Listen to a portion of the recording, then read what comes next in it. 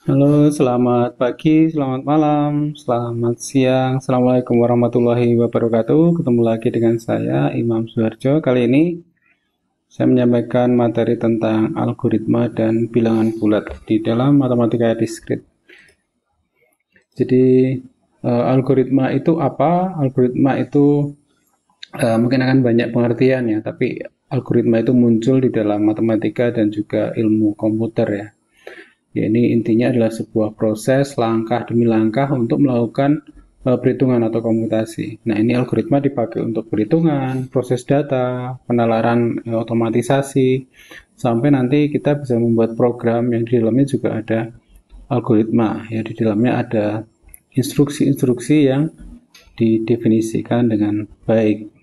Nah, terkait algoritma, kalau di informatika ada mata kuliah sendiri yang lebih mendalami hal ini ya. Nah, di dalam matematika diskrit kita sampaikan terkait dengan logikanya ya. Ada beberapa hal saja yang dibahas di sini terkait dengan algoritma dan bilangan bulat ini.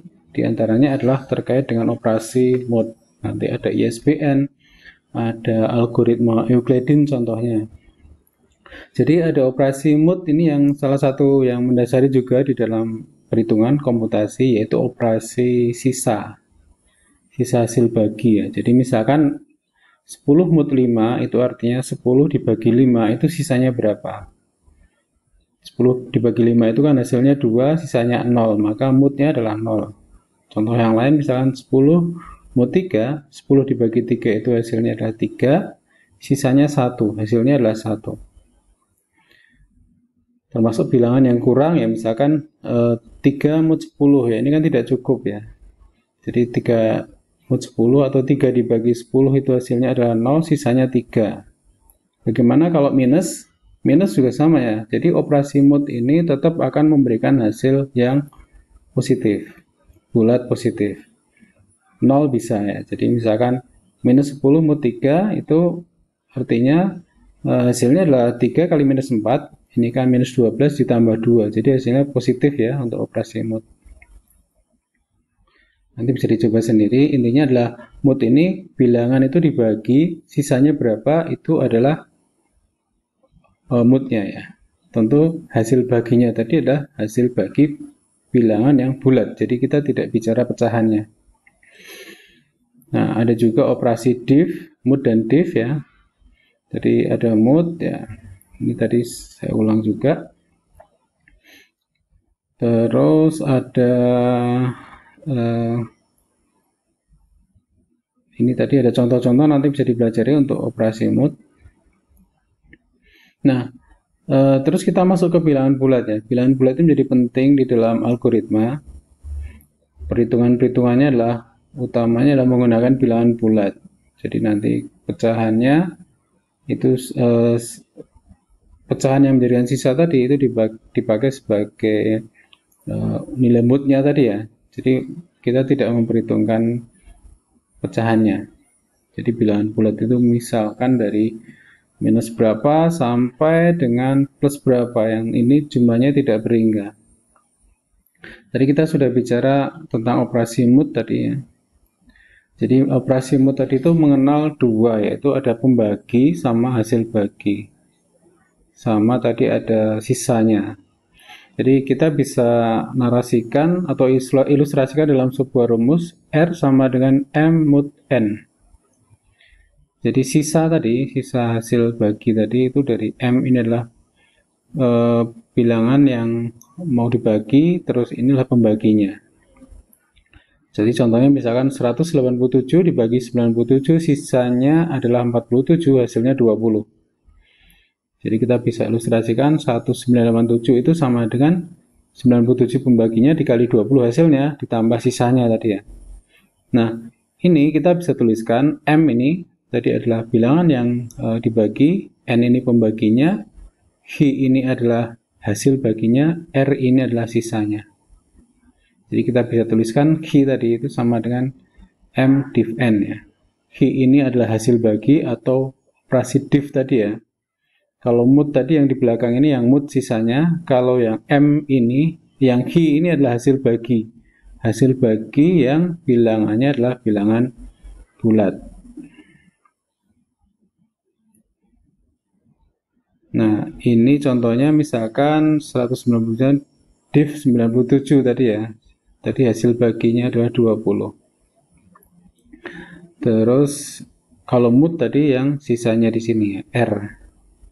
Jadi berapa kali berapa tambah berapa. Ini sisanya itu adalah div-nya, hasil baginya tadi adalah mood-nya.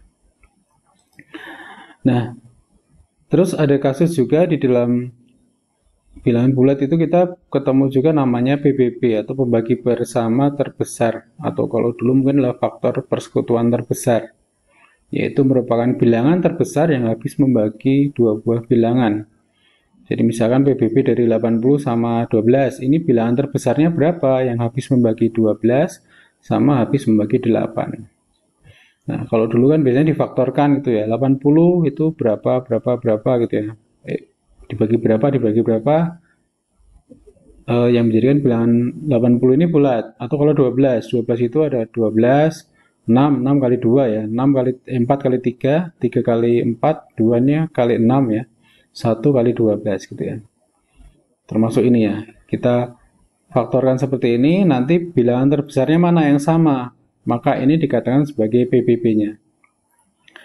Nah, contohnya misalkan PBB dari 80-12 berapa ini ya? Oh, ini PBB 80-12 adalah 4 gitu ya. Nah, ini kita bisa ilustrasikan atau cari dengan cara kita turun-turunkan gitu ya. Jadi misalkan 80-12 itu sama 80 itu sama dengan 12 kali 6 tambah 8. Nah, ini PBB 80,12 ini sama dengan PBB 12 dan 8. Jadi PBB dari 12 dan 8. Jadi 80-12 sama dengan 12-8. Nanti 12-8 itu sama dengan 12 ini itu sama dengan 8 tambah 1 8 kali 1 ditambah 4. Jadi 12 ini dibagi 8 itu kan hasilnya 1. Ya, sisanya 4. Nah, PBB 12 dan 8 itu sama dengan PBB 8,4 ya. Jadi pembagi dan sisanya. Dan seterusnya diturunkan sampai dengan bilangan yang paling kecil. Jadi 84 sama dengan 40 ya. Maka PBB-nya di sini adalah 40. Ini cara mencari PBB selain dengan cara yang difaktor-faktorkan tadi ya. Jadi disusun sampai dengan terendah ditemukan angka 0. Maka PBB-nya 4 ini. Nah, ini yang mendasari nanti kita bisa membuat namanya algoritma Euclidin. Jadi Euclidin ini adalah sebuah algoritma yang dipakai untuk mencari PBB ya, salah satunya ya. Jadi langkahnya ada 3 di dalam algoritma Euclidin ini. Yang pertama, tentu ada 2 buah bilangan nih. Ada M sama N ya. Nah, kita cek dulu ya, mana yang lebih besar? M atau yang besar itu kita jadikan M ya. Jadi yang besar kita jadikan M, yang kecil kita jadikan N ya. Terus dicek. Nah, jika N-nya sama dengan 0 ya, maka tadi ya, kalau N-nya sudah sama dengan 0, maka PBB-nya ini ya. Nah, ini ya, selesai, stop gitu ya. Tapi jika N-nya tidak sama dengan 0, maka dilanjutkan ke langkah yang kedua. Langkah yang kedua itu apa? Dibagi tadi, M dibagi dengan R. M dibagi dengan N, sisanya adalah R. Ini tadi ya, 8 dibagi dengan 12. 8 dibagi 12 ya. 8 dibagi 12 itu sama dengan 6, sisanya adalah 8 gitu ya. Jadi M dibagi N, sisanya R. Terus nanti ditukar. M-nya itu didapatkan dari N, N-nya dari R. Dan seterusnya sampai dengan nanti didapatkan N-nya itu sama dengan 0. Jadi ilustrasinya seperti ini ya. Tadi misalkan ada 2 buah bilangan nih. 80 sama 12. Yang besar mana? Oh, yang besar itu 80. Berarti 80 ini M-nya. Terus N-nya 12. Nah, kita susun nih. M kan di sini ya. N-nya di sini. Jadi 80, 12. 80 dibagi 12 sama dengan 6. Sisanya berapa? Sisanya 8. Nah, 80 pindah ke sini. 8 pindah ke sini. 12 dibagi 8 sama dengan 1. Sisanya 4. 8 pindah ke depan. R-nya itu jadi di sini. 8 dibagi 4 sama dengan 2, sisanya 0. Maka BBB-nya sama dengan 4. Nah, ini BBB-nya. Nah, ini kita bisa hitung dengan cara yang sama. Kita turun-turunkan seperti ini dan dipertukarkan tadi ya. Ini M, ini N ya. Jadi nilai N di sini jadi nilai M, nilai R nanti jadi nilai N. Sampai dengan ketemu hasilnya adalah 0 yang paling belakang. Oke. Itu ya tentang algoritma Euclides. Nanti silakan dicoba sendiri. Sederhana prinsipnya, hanya membagi saja dan menghitung sisanya sama menukar tempatnya. Terus ini bisa buat latihan nanti. Nah, terus ada juga namanya kongruen. Nah, kongruen ini merupakan dua buah bilangan yang sama kalau dioperasikan dengan mood yang sama gitu ya. Jadi misalkan gini ya. 17 itu kongruen dengan 2 mood 3. Jadi 3 itu habis membagi 17 dikurangi 2 ya. Jadi habis membagi 15. 15 dibagi 3 itu sama dengan 5. Jadi 17 mood 3, saya ulang ya, 17 mood 3 itu berapa ya? 17 mood 3 itu 17 dibagi 3 itu kan hasilnya kan 5 ya, 5 sisanya 2. Ini juga sama. 2 mood 3 itu juga 2. Jadi sama-sama memberikan hasil 2 kalau dioperasikan dengan mood 3. Maka 17 itu kongruen dengan 2 mood 3. Oke, jadi untuk membuktikan apakah dua buah bilangan itu kongruen apa tidak, bisa dengan cara yang tadi ya, dicari ya, 17 mod 3 itu berapa, 2 mod 3 itu berapa, kalau itu sama berarti kongruen. Atau kita bisa menggunakan ini ya, jadi kalau kongruen itu akan memenuhi syarat ini dikurangi ini ya, bilangan depan dikurangi belakang ya, 17 dikurangi 2, itu akan habis dibagi 3. Jadi 17 kurangi 2 kan 15 ya. 15 dibagi 3 berapa? Oh 5 ya. Berarti habis ya. Maka dikatakan dua buah bilangan ini kongruen. Ini juga sama. Minus 7 kongruen dengan 15. Mod 11. Nah, seharusnya 11 itu habis bagi minus 7 minus 15. Karena di depan adalah minus 7, di belakang adalah di belakang 15. Minus 7 minus 15 itu sama dengan minus 22. Minus 22 ini dibagi dengan moodnya kan 11, maka sama dengan minus 2, sehingga dua buah bilangan ini kongruen. Kalau tidak kongruen, ini contoh bilangan yang tidak kongruen nih. 12 apakah kongruen dengan 2 mood 7? Ya, kita cek saja. Apakah 7 habis membagi 12 dikurangi 2? 12 dikurangi 2 kan 10 ya. 10 dibagi 7 kan tidak habis. Ada sisanya, sehingga ini tidak kongruen. Gitu ya. Jadi dua buah bilangan mungkin akan kongruen pada satu mood, tapi bisa jadi dia tidak kongruen pada mood yang lain. Oke, sampai di sini.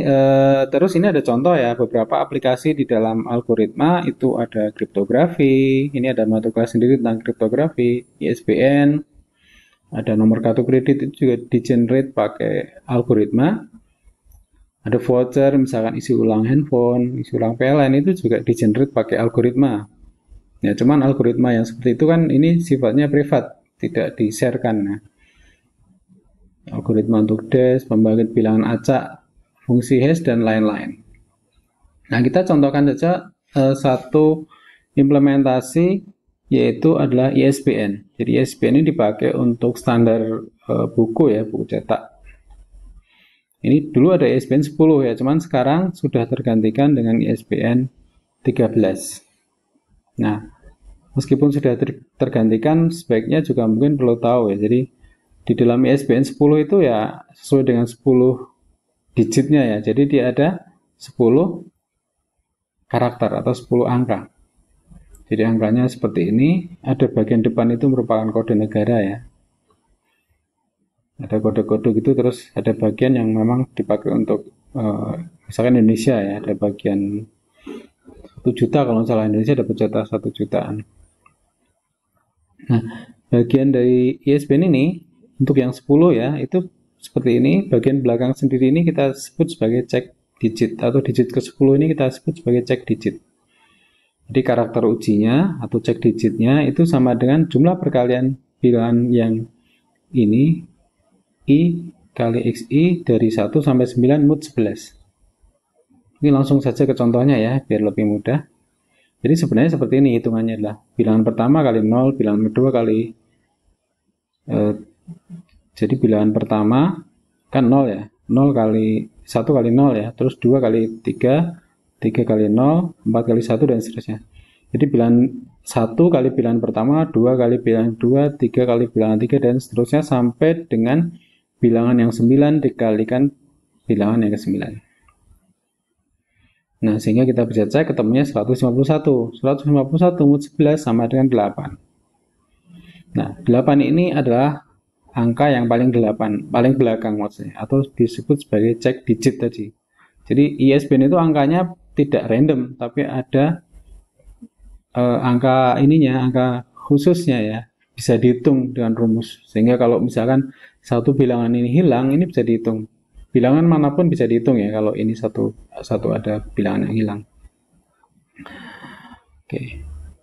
Nah, cara yang sama nanti teman-teman bisa coba, tinggal dikalikan hasilnya berapa, dimutkan dengan 11. Jadi mod 11 ini merupakan ketetapan dari ISBN 10.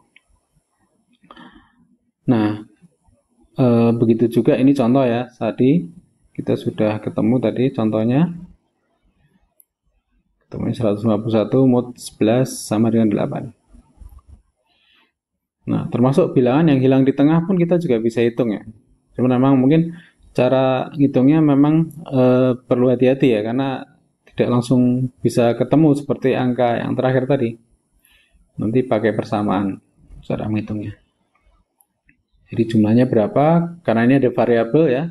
Nah, variabel ini yang nanti kita bisa hitung. Nah, ada syaratnya. Oke. Syaratnya bilangannya tidak boleh negatif. Nah, nanti ketemu juga angkanya. Nah, di samping ISBN 10 ada juga ISBN 13. Nah, ISBN 13 ya tadi ya, 13 digit juga.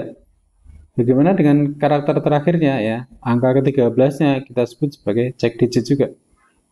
Bedanya, kalau yang ISBN 13 ini kita mencari bilangan totalnya ini bukan dengan 1 sampai 9 dan seterusnya, tapi ya bilangannya hanya 1, 3, 1, 3. Jadi bilangan pertama kali 1, bilangan kedua kali 3, bilangan ketiga kali 1, kali 3, kali 1, kali 3 dan seterusnya ya, seperti itu. Ketemu misalkan di sini dari 1 sampai angka yang ke-12 itu 171. Nah, 171 ini nanti mod 10 ya. Jadi untuk ISBN 13 modnya mod 10. Nah, ada syarat lagi ya. Untuk ISBN 13 ini, jika hasilnya belum 0, ini kan belum 0 ya, maka cek digitnya itu adalah 10 dikurangi bilangan hasil ini. Jadi tadi totalnya 171, mod 10 itu sama dengan 1. Karena hasilnya belum 0, maka cek digitnya adalah 10 dikurangi 1 atau 9. Seperti itu ya untuk yang ISBN 13.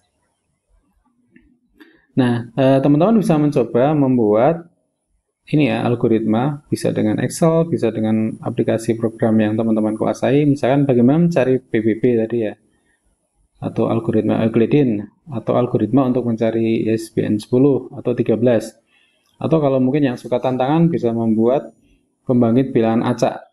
Jadi kita bisa membuat bilangan acak secara random gitu ya. Tapi sebenarnya acaknya adalah acak semu ya. Karena kita tidak bisa membuat bilangan yang benar-benar acak ya. Pasti akan berulang sampai dengan mungkin urutan yang kesekian gitu ya. Oke, sampai di sini dulu teman-teman semuanya. Selamat belajar dan berlatih. Nanti kalau terlalu cepat teman-teman bisa putar ulang videonya. Semoga bermanfaat dan sampai ketemu lagi di lain kesempatan. Terima kasih. Assalamualaikum warahmatullahi wabarakatuh.